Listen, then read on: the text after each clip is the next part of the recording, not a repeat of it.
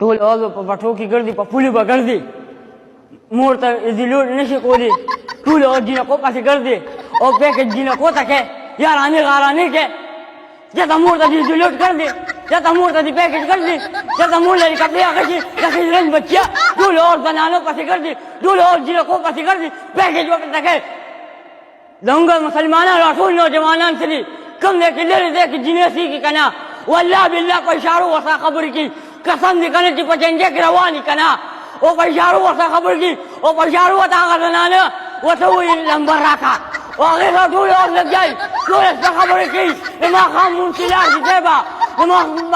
ماسخوتن لمونځ چې لاړ شي د سهار لمونځ چې لاړ شي ټوله شپه هغې سره خبرې کوي وروره او ټول اوس هغې ته وایي ما ته پیکج وکړه د مور ته پیکج نه شي کولی دا ته پیکج نه شي کولی توجه